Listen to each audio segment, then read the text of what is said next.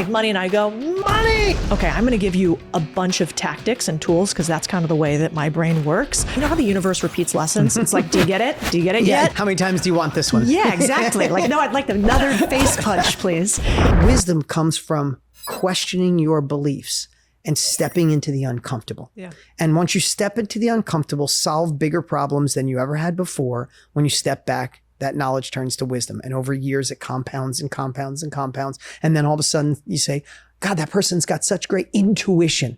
No, if someone says, you know somebody that's got great gut instincts or good intuition, it simply means they failed more than most. They faced their fears.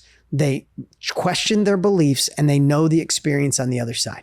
That's wisdom. That's so right. gut. That's instinct. And when you do it long enough, it's like a really great, AI is artificial intelligence. We actually had it. We are the founders of AI right here between our ears.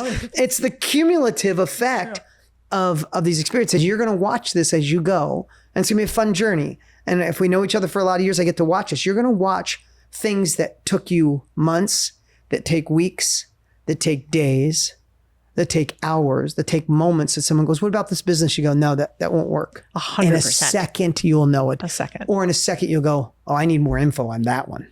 Right? Yeah. Well, you said something when we were chatting that I loved, which was that, when we share our experiences online, we turn decades into days, which a little light bulb. You're like, I'm going to solve your issue about thinking about sharing information in 30 seconds. And I was like, sure, let's see, and then that line, and I was like, God, that's exactly it.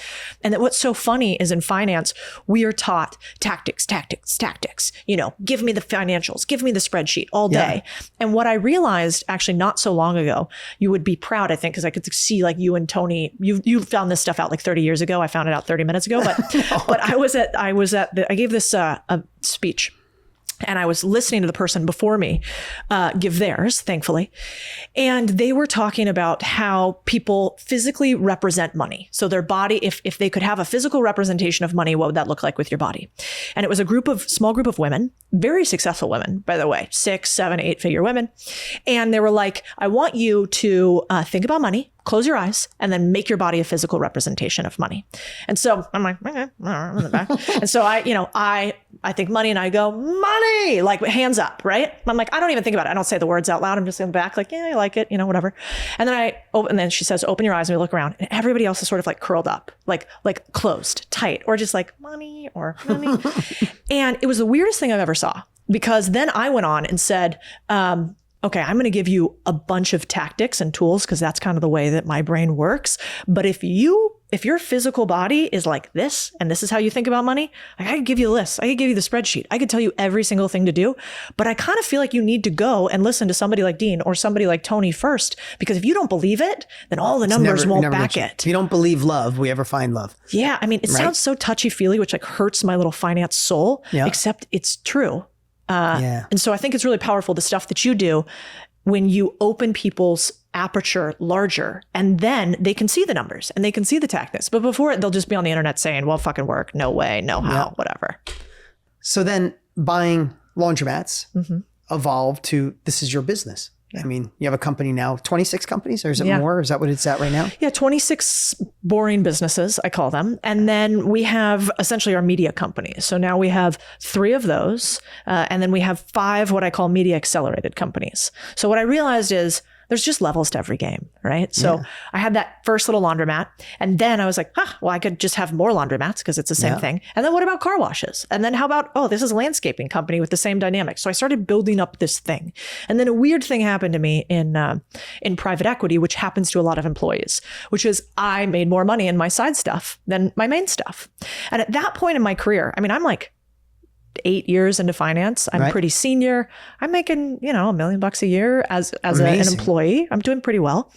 And, but I was making more in this other thing.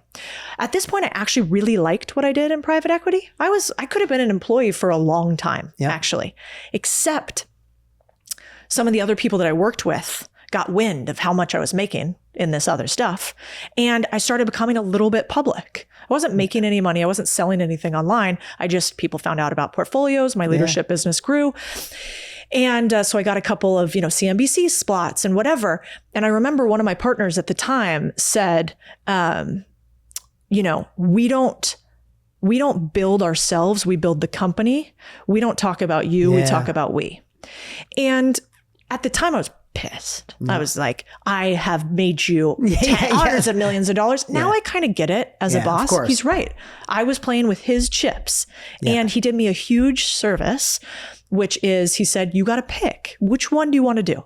And to this day, we're great friends. He's an incredible CEO. Like, you would love him. The culture he's built in finance is incredible.